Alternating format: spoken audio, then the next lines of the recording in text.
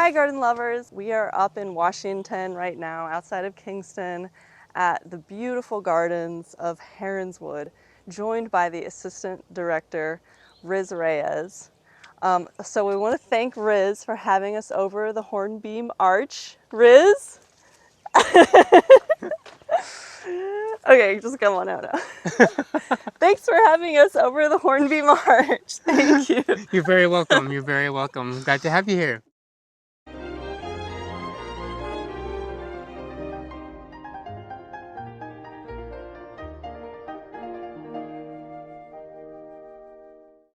So this is kind of what Heronswood is known for in my eyes. Aha, yes. Just these. The hornbeam hedges, yes. Yes. Is that what you refer to them as? Is their hedges? Yeah, so they have different names to them. The arches, the hornbeams. So, The arches, I like that. but I remember when I first started here. So they just got a haircut, but but they were very conservative in terms of shearing them. I was as well when I first started, and I had to shear this. It was again such an iconic, image of Heronswood. So I'm there with like the hedge trimmers just like shaking, right? And but it's actually not too bad. You basically shear it back to like to where it was. But now we're also learning the different methods of shearing and taking care of a planting like this versus just continually shearing. We're also learning to selectively prune. So in a way, it's healthier for the plant because if when you continually shear, it gets really woody there at the base, and overall, it's not good for the plant. So And you probably lose the look too. yeah, so it's one of those things that like people like, oh, this is cool, I want this in my yard. You have to understand and be prepared for its upkeep and maintenance. Right. But there are photos of this hedge here when they were just whips, like sticks when they were just put in, and then when they first started training them to kind of grow, together, and to Neat. see that now. I bet it looks great in winter too. It's fantastic in the Yeah. winter. I think I actually like it better in the Really? winter. Yeah. There was one time I was here. It was a snow day, and I lived close by, so I had to come in just to check in for to make sure that the snow wasn't weighing down, any of the plants and shaking, the moss branches. And it was a sunny day in the winter, and it just snowed, and yeah, they were just beautiful, dusted in pure white snow. Wow. And it really shows off the architecture of the plant, the bones, as we say, in a garden. That makes a great garden. And it's nice to have the formality here as well. Here we're in an area that's kind of an enclosed courtyard that we're getting ready to plant for the season. So in the winter time, we just have the hellebores that are in full bloom. They're all one single cultivars. It's called Pink Frost. And then after the hellebores have finished up, we have the camassia that were just cut back. They just finished blooming. Okay. And then now it's preparation for the summer planting. I guess there's probably no. Oh, there's a bloom, a hellebore bloom. Ah, we forgot. They just got deadheaded. Yeah, see, that's not even like a good example. Yeah. They're pretty much finished. Oh, and this vine too. Yes, it's one plant that, in a way, back in terms of Heronswood's history, it's one of those things that Dan introduced into commerce that was just so unique and so different. Yeah. And we have fun with it too. Whenever we have tours that come through the garden, we look at this vine, and first of all, they're wondering like, oh, that's a really aggressive vine. It's, oh, that's so interesting. And I would tell them, yeah, we had the staff come in really early today to paint each of these leaves. And they're like, what, really? Like, why would you? No. This is how they grow. This is an actinidia, or kiwi.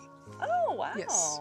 And it's a male form, and actually you can see its flowers at the base. Oh, yeah. And Dust of pollen. Just coming down too. yep. And this particular species, we're not sure if a female does exist, because it's obviously we haven't gotten fruit, but it is quite aggressive. And what we do is we'll just rein these in And so, that like it needs it right now because otherwise it'll just kind of, whip people in the face sort of, thing. But it's, yeah, an unusual kind of variegation that the white only occurs at the very tips. Which, yeah, makes for this sort of, artificial painted, look. It's very 90s to me, you know, like the Oh, blonde interesting. highlights. Yeah. Yes, exactly. Very Backstreet Boys. Very. Riz, let's say that a mountain troll comes down from the Olympics and looks at you and turns you to stone. And for the next 10 years, you're stuck in one spot in the garden. What would that spot be? So I'm stuck in stone, can't say anything, just there. Just observing the Just garden. observing the garden. Oh gosh. And you can pick 3 too. It's like asking, what's your favorite plant? Oh man. It's got to be a place that certainly changes within the seasons, like pretty like dramatically, because it's fun to see whether it's fall color, and the bones of the landscape. I'd say the perennial border. Okay. Yeah, the perennial border here at Heronswood. I think it's really well done. It has strong bones. It has its peak, of course, in the growing season of summer. But the way it's designed and the way it's enclosed, and also the color scheme that it has in the growing season, it makes it attractive. And then I'm developing it now to have a little bit more winter interest as well. So I think being able to see that evolve through the seasons and also through the years. You said 10 years, right? That's a Yeah. lot of time. To actually see the young, plants, whether it's trees and shrubs, reach their full potential. Yeah. Well, can we go check it out? Absolutely. Okay. Yeah. Stop to smell the rose. More Clematis montana? Yes. Wow. That's a double flowered selection. Yeah. So it starts out Gosh. white with a little hint of green, then as it ages, Oh my look at that. goodness. Beautiful. And on the Azara too. Yes. It's very pretty. So multi-season interest as well. So the Azara, of course, comes into bloom very early in the season. You can smell it, and then it's kind of just a meh kind of upright tall Right. shrub and small tree. So by training a vine through it, it gives it a little bit more interest. I don't think I've ever seen one this big. Yeah. I mean, And it can take a hit with a hard winter in terms of like this. It's not very good with snow load, but it needs a little bit of work to get it a little fuller. This is kind of another iconic section of Heronswood. We refer to this as the blue and yellow border for obvious reasons. And there used to be, if you look at old photos of this border, there used to be the Monterey cypress, a golden form of it, as a full hedge here.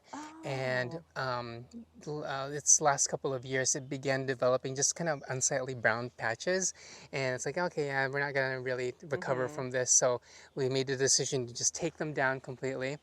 And then, of course, people were asking, oh my gosh, because we just took out one of the most iconic images of Heronswood. So everyone was asking, what's next? What are you gonna replant? What are you gonna do? What are you gonna do? It's like, we're just gonna leave it be. Because one, we don't have time, and the resources to, basically, recreate it. But then I thought it would be a good opportunity to allow the garden to tell us what the next step is. Because for so long, that hedge pretty much shaded out that bed back there. So you actually, even from here, you wouldn't have been able to see that crinodendron over there. We can take a look at that really cool plant from Chile, from here. But also now that there's more light here now, we're beginning to see new life coming out from that bed. So in a way, sure, we could probably replant another shrub. Maybe we'll do an arbor. What we'd like to see is maybe more artwork from the tribe. Have a tribal member create a piece of art that we can display in the garden. Cool. Now that the garden's owned by the tribe, we want to see their culture well represented in the garden. Awesome. If we walk this direction, these hedges here, they're just basically like arborvitae kind of plant, but they're getting older. You can see they're getting dense, but it creates this screen that you walk through that then unveils the perennial border. So Oh, we're reestablishing this yew hedge here that surrounds the entire border, but amazing. then when you come in and walk through, it unveils itself. Wow, it's glorious. And you have your exclamation points of your Hellman's pillar. Yes. Do you do anything special to keep those kind of in, or do they kind of just They flop? hold up their shape okay, but I think in the past they've had to thin it out a bit. Hmm. Um, and I think there have been times where they've had to tie it together just to maintain their upright shape. Oh, But so far, they've been okay. and I love the dark-leaved trees. Yes, so we have the red leaf corylus there, the hazelnut, and then also what you'll Wow. see in each of the beds are hydrangea aspera, selected forms of purple leaf forms. Dan Oh. introduced through Monrovia one called plum passion. So these are basically plum passion's siblings. So I guess you could say they were like, the rejects, so to speak. Oh. But they add an incredible color, and they come into bloom in late summer, and they have these wonderful pink lace caps. Oh my So gosh. this particular form has a smaller leaf, and there's one over there that has a much bigger leaf, which I love. But it's Can I the, see the that? purple and red and burgundies within this bed kind of really tie everything And a together. purple oxalis Yes, too. that's actually a kind of a thug that we're taking out. It's kind of a debate between the gardeners because I'm like, it's fine, it's purple, it works. It's impossible to take care of it, just live with it. But then other gardeners are like, no, must take every single tuber out. And like I said earlier, the goal is to also have good year-round interest in this garden. Hmm. You have the bones of the trees and shrubs that remain. They're pretty much all deciduous, but they created a beautiful form, again, framed by the yew hedges. Yeah. And then, and yeah, so next is focusing on the foreground in terms of early season plants. So spring ephemerals, I've started putting a few hellebores in here to add to that winter interest. And I just love like the fact that there is a yew hedge, like because that takes so much time, and so you're Yeah, obviously investing time in the garden, and yes, even though it's not quite filled in, because that's the goal, right? yes, For it to be yes. completely filled in, Hmm. it still is quite stunning, even just kind of tall bean poles swaying in the wind. And actually, that's one of the names of this particular cultivar. Oh, really? Yeah, Taxus beanpole. Yeah, Nice. but yeah, it's Awesome. very effective. Very, very effective. Well, I can see why you would want to be turned to stone here. Uh, Because there is so much just life and sun and pollinators and, and it's textures. exactly, and it's the interaction of a lot of interesting things, especially close to the path. I always want to see people in a garden, and at times gardens like this that have often been back in the day were created or designed and maintained for royalty. Hmm. It was always kind of very exclusive. But when you see different peoples here through the different seasons, all different backgrounds, different ages, interacting, with the plants, I be frozen in time and would love to be seeing that, and not just the static of it's not really static, Yeah. but there's that plant and people interaction that exists. Mm. That's very, very special.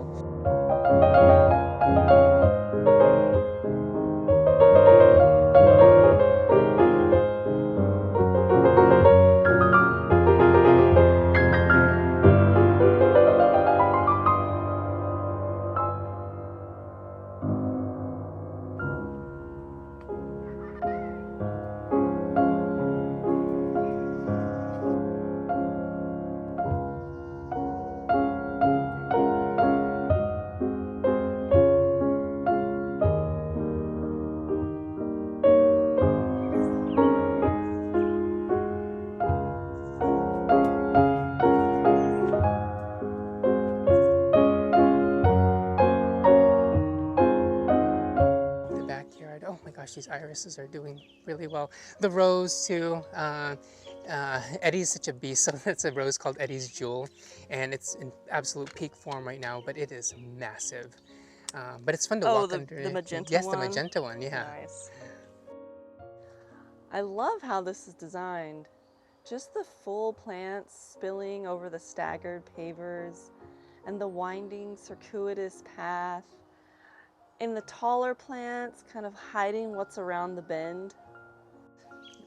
I like the informalness of how this was laid out. Like in my personal garden, like I would aim to have, this is probably a style that I would replicate because there's you create feelings within the garden. So I like this feeling of shelter and being enclosed, Oh, for sure.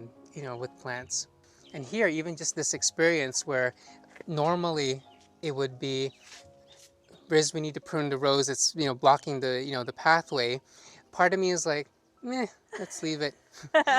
One, I've got other things to do, but also, you know, it's okay to just take a moment. It actually just stops you, but you know, duck underneath and just have this little moment, and then Yep. yeah, and just admire a plant from a different perspective. So.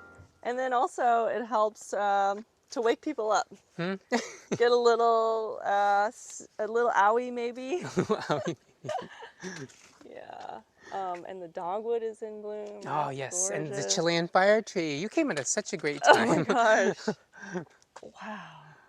It's probably one of the largest specimens of Embotherium coccineum that I've seen. We actually lost a pretty significant branch of it. Kind of towards the left there, you can see we lost a branch Oh yeah. last year.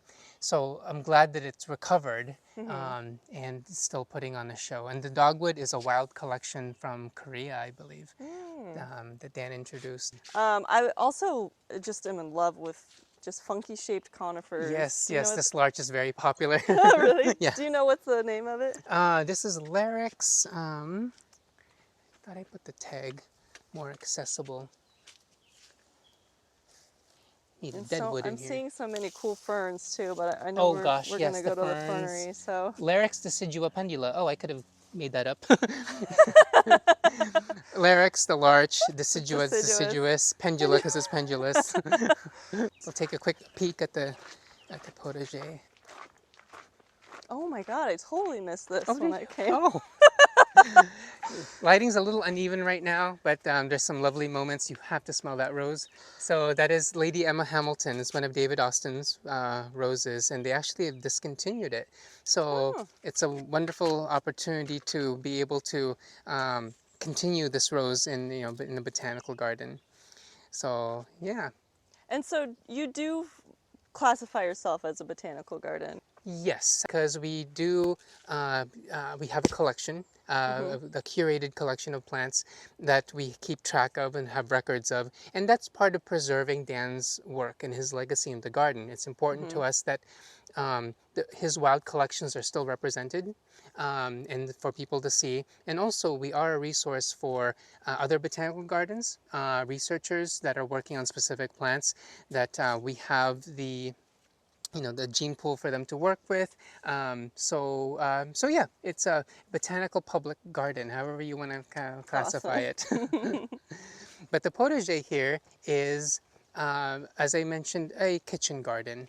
And a former kitchen garden that's done in a very formal way, but now it's a mixed border surrounding it, and then these beds here of clipped boxwood. Within them right now is the summer bedding. We just took out the spring show of tulips and daffodils and other bulbs, and now it's just the summer color. We're waiting for them to fill in. And because it was a potager, as a kitchen garden, I thought it'd be fun to reintroduce food into the planting. So as you're looking through, you'll see hopefully something familiar. So we've got cabbages here, we've got the beans in one area, and we're still planting. And then the boxwood is not a problem for you guys? Not yet. I mean, a problem in that it is maintenance because it does have to be sheared, and some sections of it have kind of died off for some unknown reason. So we have to kind of figure out what that is, and that's the tricky thing with any formal garden. If one section has an issue and you need to change it, you have to change everything else, or change, what it's matching. So, formal gardens aren't always a favorite of mine because of the strict parameters, but visually, it's what many people will associate with a garden. There are times where we have visitors coming here. It's like, oh yeah, we come to see the garden. I'm like, well, welcome. But they're actually referring to, To the the potager. potager. So let's say you could just snap your fingers and have one garden trauma out of your life forever and out of the garden forever. What One would that garden be? trauma that would out of be Or like, problem. problem. Yeah. In this garden specifically? Yeah. Yeah. If the slugs would just Really? not be here and exist. They are our worst pests. Oh my gosh, it's so bad.